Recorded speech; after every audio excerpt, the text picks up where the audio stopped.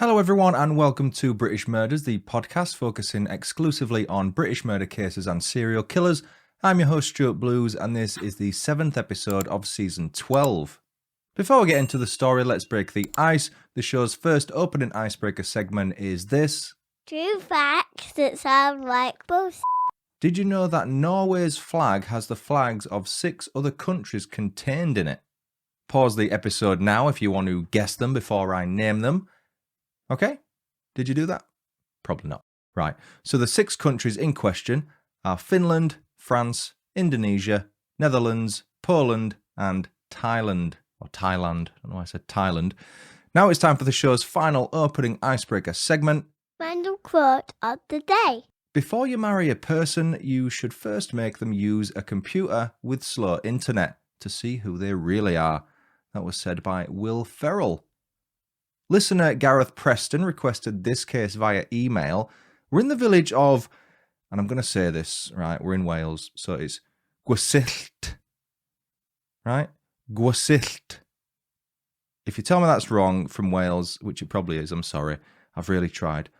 Gwersyllt, it's a village in Wrexham County Borough, North Wales, spelled Gwersyllt, Gwersyllt. I'm sticking with that. I'm positive it's correct. It's located 2.5 miles north and slightly west of the centre of Wrexham, 110 miles north of Cardiff, Wales' capital, and 163 miles northwest of London. Here are 5 quickfire facts about Gwersyllt. Number 1. Gwersyllt, sound daft saying it, was originally a township of the parish of Gwersyllt, and by 1833 had 834 inhabitants. It was eventually formed as a new parish in 1851. Number 2, the village's name is stated to be derived from the Welsh word Gwersyllt, meaning camp or campsite, with the final letter T being common in the area's dialect. Number 3, there's a mysterious gravestone in the grounds of Holy Trinity Church in Gwersyllt, and the story surrounding it is that a man fell from the steeple and was buried where he landed. Some versions of the story claim the man was the church vicar. Number 4, 4 young girls from the same family died in the village during the First World War after a German bomb brought home by a returning soldier, Private John Bagnall, exploded when he accidentally dropped it. The girls were 1-year-old Sarah Bagnall, 1-year-old Ethel Roberts, 4-year-old Mary Frances Roberts, and 7-year-old Violet Williams. And number 5, the village was formerly heavily involved in the coal mining and manufacturing industries, but much of the former land has since been reclaimed and is now primarily housing areas. According to the 2011 census, Gwersylt's estimated population is 10,677. What a mouthful. Now, although this week's story takes place in Wales, I deem it important to note that neither of the 2 people I'm going to be discussing are British. It's not that important of a point to make, but I'm still classing this as a British murder, given the fact it occurred on our shores. Plus, as with all murder stories, it's no less important than any others, and is most certainly worth telling to honour the memory of the first person I'm going to introduce you to. If you head almost 8,000 miles southeast of Wrexham, you'll arrive in the Southeast Asian country of the Republic of Indonesia. Did you know that Indonesia is the world's largest archipelagic state and is made up of well over 10,000 islands, with some estimating there to be over 17,000? Indonesia was where a woman called Ermatati Rodgers was born in approximately 1966. Better known as Tati, she made the long journey to the UK after getting into a relationship with a man from the village of Wrexham in Wrexham. I couldn't find much information about her marriage or husband, and attempting to find out about her early life back in her home country was a non-starter. All I could find out was that her dad, a man called Sabri Jalil, lived on the Indonesian island of Sumatra during this story's main timeline. Therefore, we need to jump ahead 10 years so the story can continue. After separating in 2003, Tati and her husband finalised their divorce in September 2006. The reason for the pair's separation seems to have been due to her husband leaving her for another woman, which will have no doubt crushed her. She'd uprooted her life for the man she loved so dearly, only to see her heart being broken within a decade. Regardless, Tati had made herself at home in Wales and was not going to let her divorce shape how she lived the rest of her life. Settling in a rented flat in Gwersyllt, she lived alone but had plenty of friends and acquaintances, all of whom spoke of her fondly and with high regard. Tati was one of those people you could not only open up to about anything, but she was punctual and extremely reliable. If you planned to meet somewhere, she turned up on time, if not slightly early. Her generosity knew no bounds, something her best friend Hannah Sabrin could attest to. An incredibly loving woman, Tati had always dreamt of having a family, by which I mean kids and a husband. The divorce from her ex-husband left her alone and without a partner, so it was with great sadness that she appeared to have to accept that she would never have kids of her own. When Hannah gave birth to her first child, a daughter, Tati was incredibly supportive. The hospital where she gave birth was a few miles away from Tati's home, but given she was a keen walker anyway, she'd make regular trips to see the mother and daughter during visiting hours and always came bearing gifts. Tati liked to keep fit, so walking was one way of keeping in shape. Whether or not she could drive is something I couldn't confirm whilst researching her story. It's important for me to put across how well Tati looked after herself physically because it plays an important role later in the story when it comes to disproving the testimony of someone I will introduce in just a moment. By this point in her early 40s, Tati had no known medical issues and was in a good state of health, according to her GP. She had no underlying concerns and there was nothing hereditary to be worried about. The only thing I discovered that could have played a minor part in how healthy Tati was her supposed obsession with her weight and diet. I don't particularly like the word obsession in this context because it's subjective. So let's rephrase it. Let's say that Tati was diligent when it came to what she ate and closely monitored her weight for health reasons. I really don't want to give off the impression that she had an eating disorder because, as far as I can tell, that's not the truth. Because she lived alone, it's difficult to understand what Tati did in her free time when she wasn't meeting her friends. Her movements and whereabouts are full of gaps for that reason, even regarding what she did for work. I know she was previously working in a dairy factory in 2004 for Saputo Dairy UK, known as Dairy Crest plc at the time, but some sources claim she was out of work during this story's main timeline. And that about does it regarding her background due to the limited amount of information available, so let's now jump to the beginning of 2008. With the world beginning to return to a state of normalcy after that weird period between Christmas and New Year, when time just seems to stand still and nobody knows what day it is, Tati had arranged to meet Hannah for lunch. The friends organised the meeting via text message on Friday, January 4th, with it set to go ahead the following day. Hannah grew concerned almost immediately when Tati failed to show up as agreed. It was so out of character that Hannah just knew in her gut that something was seriously wrong. There's no way Tati would have bailed less than a day removed from organising the lunch, especially without prior warning and an apology. After trying to phone Tati but having her calls ring out each time, Hannah headed to her flat. A similar outcome was reached. Her persistent knocking received no reply. Surely Tati wasn't out. The only place she was scheduled to be was at the lunch with Hannah, so it only made sense for her to have been at home instead. Was she sick? Has she suddenly fallen out with Hannah for reasons not known to her? Those were likely some of the many questions floating around in Hannah's head in this most unusual situation. Once back home, Hannah relayed her concerns to her family, who agreed that the most logical course of action was to alert the police and report her as missing. It's a common misconception that you have to wait 24 hours before reporting someone as missing. It's not actually true. Please be aware that you can make a report to the police as soon as you think a person is missing. You can do this by ringing 101 or by visiting your local police station. Only call 999 if you are extremely concerned for the welfare of the person. With the police now informed, they began making inquiries as to what Tati's last known movements were before missing the meeting with Hannah. They managed to secure CCTV footage from a Summerfield supermarket in Gwersyllt, which showed Tati entering the store on January 4th at around 20 to 7 in the evening before heading back out with 2 full shopping bags 15 minutes later. A witness came forward on the back of the police's appeals to explain how they saw someone matching Tati's description that night between 8 and 9 p.m, but where exactly that sighting was, I can't say for sure. Seeing as though the Summerfield tape offered vital evidence, the police appealed to businesses and people with their own private CCTV in the area to ensure they did not delete their footage from January 4th onwards. Detective Chief Inspector Wayne Jones said on January 16th, "We've had a good response so far from the public, but we are continuing to appeal to anyone who may have information, no matter how significant, to come forward." Concerningly, Tati had left many of her personal effects behind at the flat before she disappeared. It looked like your typical lived-in flat. Think TV remote on the coffee table, bills on the kitchen counter, etc.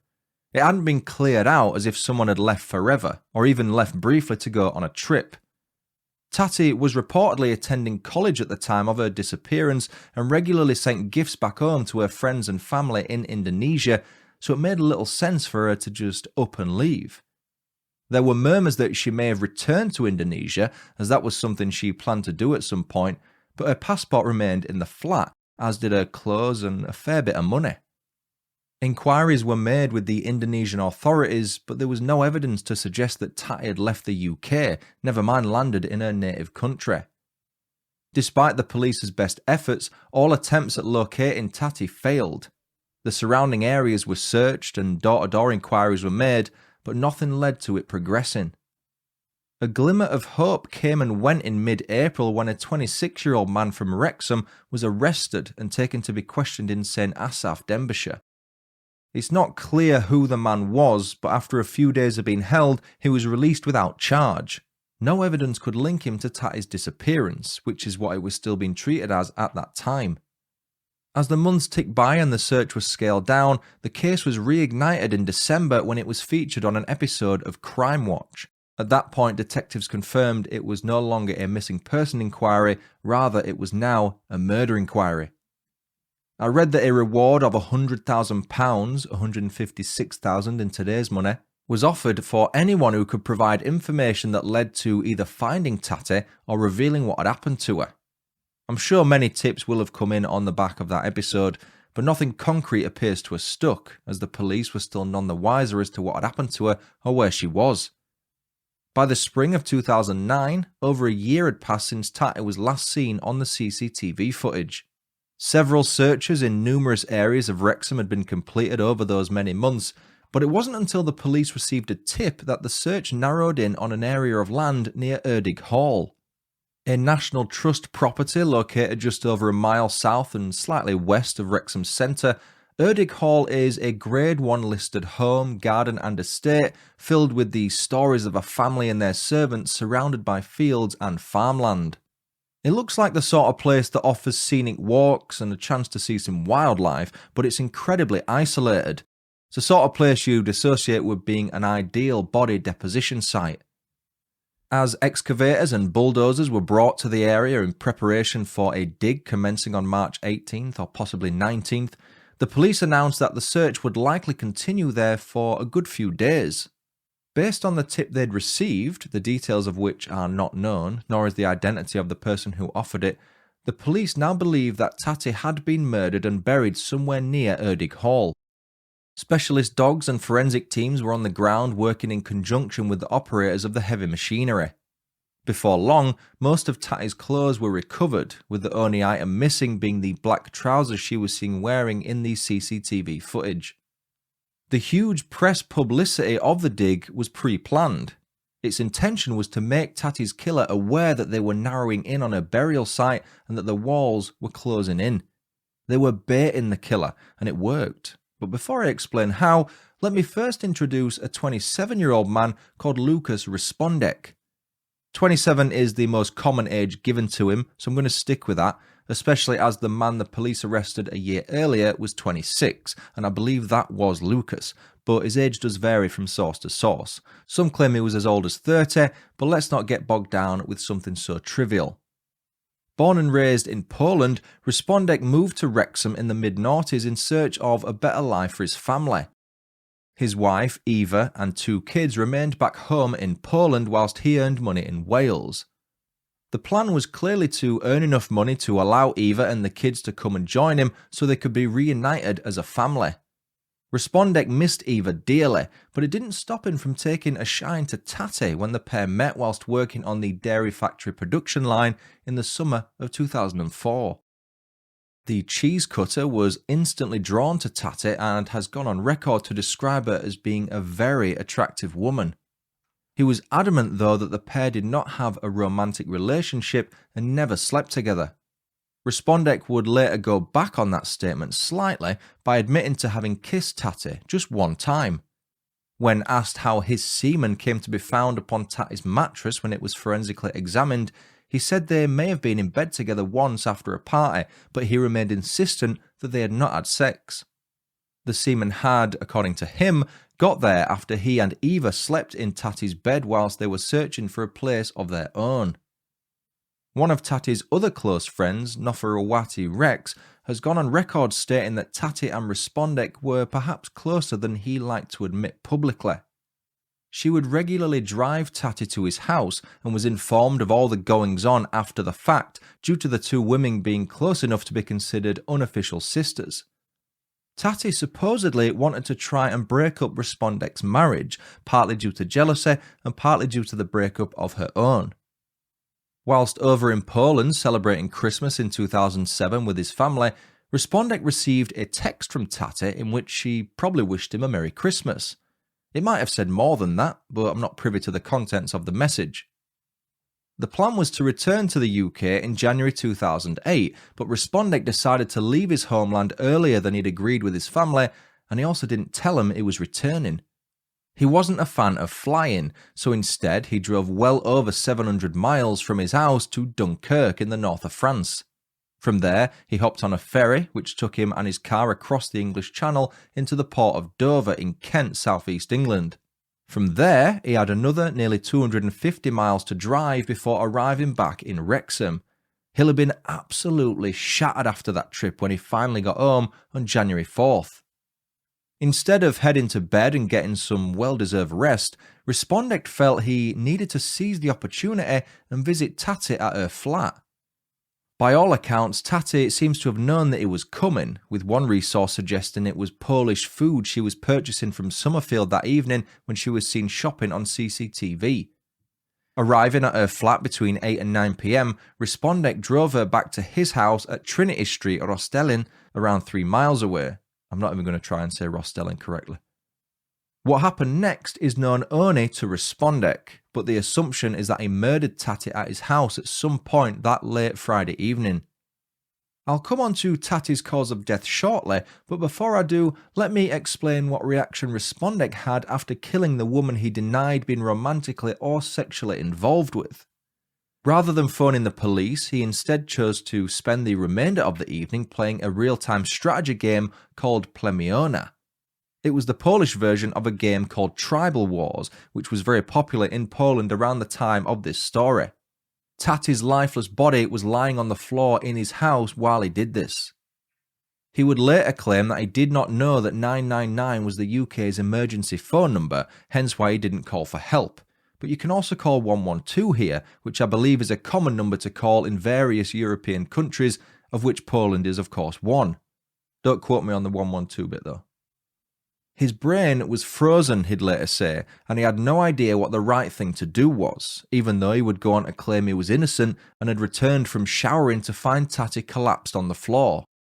Remember, she was in extremely good health, so although you can't entirely rule out a collapse from someone in her condition, it would have been highly unlikely.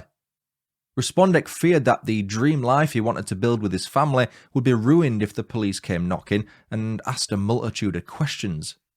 I'm not sure how good his English was either, because when he was questioned he had to be done so through an interpreter. After playing the video game for a while, he went to bed and then woke up with his alleged brain fog appearing to have been alleviated. Thinking more clearly, Reszpondek decided he needed to try and cover up what he'd done and headed to the shops to purchase a few items using his credit card. CCTV footage from January 5th captured him purchasing a spade, some plastic sheeting, gloves, a torch and an extra large 135-litre suitcase. He is also said to have taxed his car, a Kia, to prevent him from having his whole cover-up operation thwarted by being pulled over for something as daft as driving an untaxed vehicle. After placing Tati's body inside the suitcase, which he placed inside the car's boot, he waited for night to fall before heading for Erdig Hall. Tati's body was buried in clay, something Reszpondek wasn't aware of, or perhaps he just didn't realise what effect that would have on her body. It meant that she would be preserved to a much higher level than if she'd not been buried in clay, which only helped the forensic teams later on when she was finally found. The position of Tati's shallow grave was not marked at the site, but its approximate location was saved in Reszpondek's car satnav as a favourite, with the initials TT, meaning Tati, being used to name it. Heading home, he dumped the suitcase in a skip behind a Halford store on the way, whilst also leaving the spade at a nearby building site and dropping a bag of Tati's personal effects in a bin. The arrest in April 2008, assuming it was Reszpondek who was being questioned, led to him feeling the need to cover his tracks even more. After his first interview with police, he headed out to buy another spade and suitcase, but this time he used cash instead of his credit card to prevent a trail. He wanted to try and trick the police into thinking he still had those items should they come to his house with a search warrant. Let's go back to the police's digging efforts now and see how they managed to bait Reszpondek into revealing himself. Concerned at the amount of press coverage the dig was getting and how close the police were to finding Tati's body, Reszpondek began secretly watching the dig from afar. What he didn't realise was that the police had set up a total of 9 secret cameras, many of which recorded his car driving slowly near the site where Tati would eventually be found on several occasions. They were effectively watching him watch them. Questioned later as to why he kept returning to the burial site, Reszpondek said he did so to pray. On March 22, 2009, he decided the police were getting far too close for comfort, so he made a plan to move Tati's body that night, once more under the cover of darkness. Wearing camo gear from head to toe, he attempted to move Tati's body that Sunday evening, but failed to do so. It was a task he thought would be much less laborious than it turned out to be, so after about 3 hours, he gave up. Knowing he now had no choice but to hand himself in, he reportedly phoned Eva and one of his aunts back in Poland to tell them what he'd done. He then spoke to a friend in a local church, Reszpondek was a Roman Catholic, who agreed to drive him to the police station to hand himself in. The officers were soon informed where Tati had been buried, which led to her excavation 2 days later. Reszpondek stuck to the story of Tati having collapsed whilst he was in the shower, but the prosecution would later insist that he had lost his temper with her for reasons unknown and manually strangled her to death. The prosecution's story was backed up by the findings of Home Office pathologist Dr. Brian Rodgers, who conducted Tati's post-mortem. Dr. Rodgers, who, despite sharing her surname, was in no way related to Tati, confirmed her cause of death as being due to a fractured thyroid cartilage. Her injuries were consistent with strangulation. It was possible that she died as a result of manual or ligature strangulation, or a kick, blow or stamp, but not a fall. Dr. Rodgers also confirmed that there was no sign of any natural disease which could have explained her sudden death. Reszpondek's computer was seized shortly after his arrest, and the findings were rather revealing. He had searched the Polish version of Wikipedia to get a better understanding of the words gnici and saprofity, which apparently mean the act or process of decaying and creatures that feast on dead bodies and organisms respectively.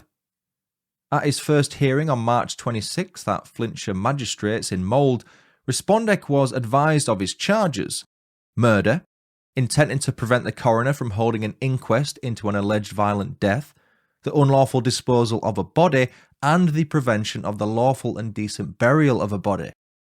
He admitted to the latter charge but vehemently denied having murdered Tati.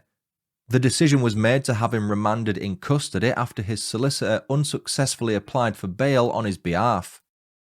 The murder trial began in October 2009 and took place at Mold Crown Court. Mr. Justice Lloyd Jones oversaw the proceedings. Further evidence was brought to the attention of the jury, including some semi-naked photographs of Tati taken on Reszpondek's digital camera. Combined with the DNA sample I mentioned earlier from Reszpondek's semen found on Tati's bed, it was clear the pair were romantically involved to some degree. The post-mortem findings, combined with the whole heap of other evidence I mentioned, led to the jury retiring for just over 7 hours before returning with their verdict. They found Reszpondek guilty of Tati's murder by a majority verdict of 10-1 on November 9th. I'm unsure why there were only 11 jurors in this case, 6 men and 5 women. There are typically 12, but that's the number I've seen quoted in multiple sources. As the police officers involved in the case continued to scratch their heads as to what Reszpondek's motive was, none has ever been confirmed, Mr. Justice Lloyd Jones said in his closing statement, "The premature and pointless death of Ermatati Rodgers will leave a permanent shadow over the lives of her family and friends. The effect on her family has been devastating, and you are responsible for that. The knowledge of the enormity of what you have done should shame you for the rest of your life. Your conduct throughout the police investigation shows you to be devious, calculating, and a determined liar." The judge handed Reszpondek a life sentence with a minimum term of 18 years. The most recent information regarding Reszpondek comes from September 2010, when it was revealed that the Court of Appeal had rejected his appeal to overturn his conviction. Lord Justice Hooper, sitting with Mr. Justice Owen and Mr. Justice Roderick Evans, rejected Reszpondek's claim that a manslaughter verdict should be substituted for his murder charge owing to his mental state at the time of the killing. Lord Justice Hooper said, "Looking at his immediate reaction, looking at the evidence he gave to the jury that he had absolutely nothing to do with her death, the jury would be entitled to say that that is the reaction and that is evidence of someone who has murdered, rather than merely committed some minor assault." And that was the story of the murder of Ermatati Rodgers. Thanks again, Gareth Preston, for requesting that case. I'd love to hear everyone's thoughts on it. Please consider heading to patreon.com/BritishMurders and signing up for a membership. If you choose my OBE or CBE tier, you'll gain early and ad-free access to all future episodes. You'll gain access to several bonus episodes, as well as my British Murders Weekly Journal series. I also do Patreon exclusive giveaways, and you'll get some thank you goodies for signing up. Hello and welcome to my newest Patreon members, Abby Gambrell Jones, Sarah Teal, Julie Morrison, and my boy Hanji. If you'd prefer to support the show on a one-off basis, you can do that at buymeacoffee.com/BritishMurders. Thanks to Jenny Povey and my auntie Stella Kirkham for buying me some beers on there recently. Thanks Jenny as well, she tried to help me with the pronunciation of Gwersyllt. And Jenny, if I'm saying your surname wrong then I'm useless, sorry about that. Jenny said, "Love the podcast, and if you need some help with your Welsh pronunciation, I'm here to help." And I have been asking, but I still probably got it wrong. I really did try with this episode. And Stella said, "Love the podcast, Stuart. Very well researched and interesting. Darling daughter is adorable. Your progress is astounding. Been meaning to buy you a coffee or two for a long time. Your Auntie S." Please continue emailing case suggestions to contact@britishmurders.com or message me on social media. I'm a bit shit at getting back to people, I'm not going to lie, but I will eventually. And when I do cover your case, you will get a shout out for your trouble. And that's it for another episode. I've been Stuart Blues. This has been British Murders. Thanks so much for listening. Until next time, cheerio.